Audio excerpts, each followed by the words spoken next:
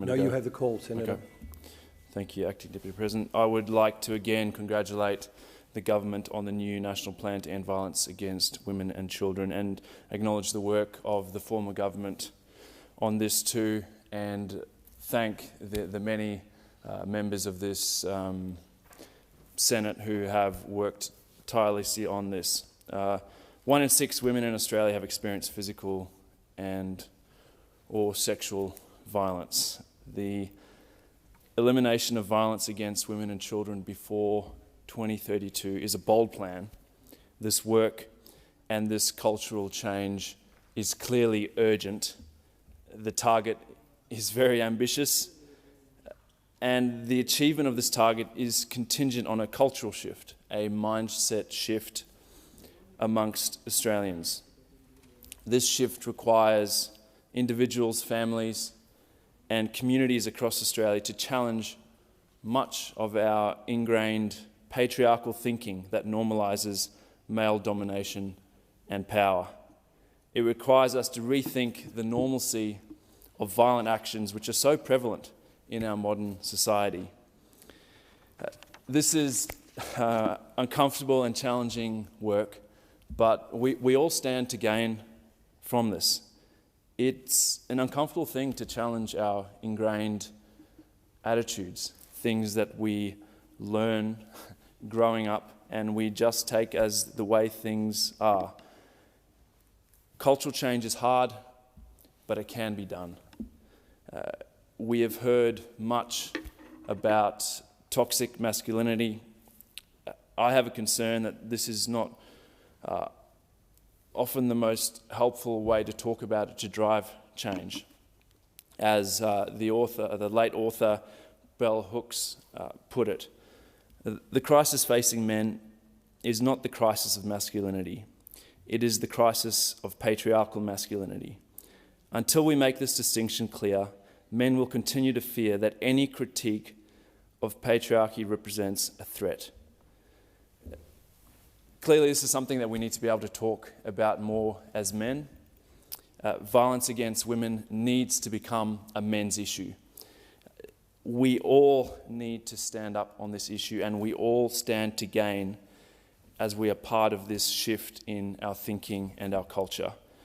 Clearly, this is up to all of us, not just men, not just women, and we need men to be standing up and speaking out, to be having the difficult conversations with our friends in our peer groups, to call out sexism, to be able to have uncomfortable conversations about the things that we've learnt about what it means to be a man, to allow ourselves to be vulnerable, to seek help and support when we need it, rather than believing that to be a man is tough and not to show weakness. This shift needs to come from every person in Australia, regardless of gender and age.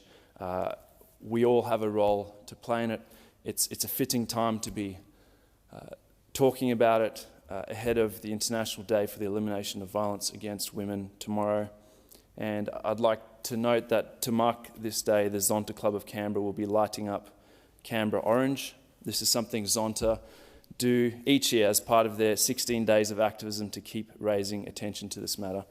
The Malcolm Fraser Bridge will glow, so will each of our light rail stops, and so will the National Carillon.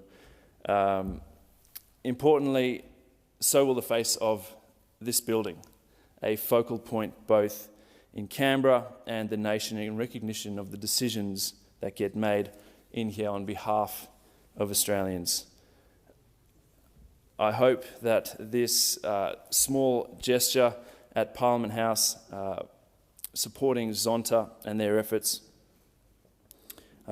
goes some way to highlighting the support and the work that is being done across Parliament to further this issue. I invite senators who will be in Canberra tomorrow night to come and speak with Zonta at 7:30, just after the sun sets out the front of Parliament House. And for those who can't make it, we all have a role to play in this.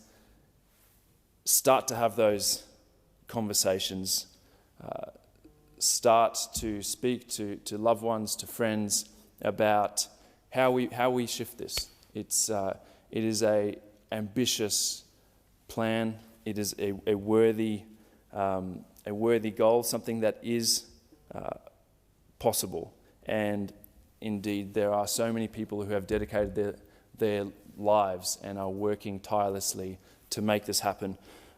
Just to finish, I wanted to give a shout out to some of our local organisations who are working on the front line here in the ACT, dealing with the impacts of domestic and family violence every day. That includes the YWCA, DVCS, Beryl and Doris Women's Refuge. Thank you so much for all you do for our community. Senator Najimpa Price.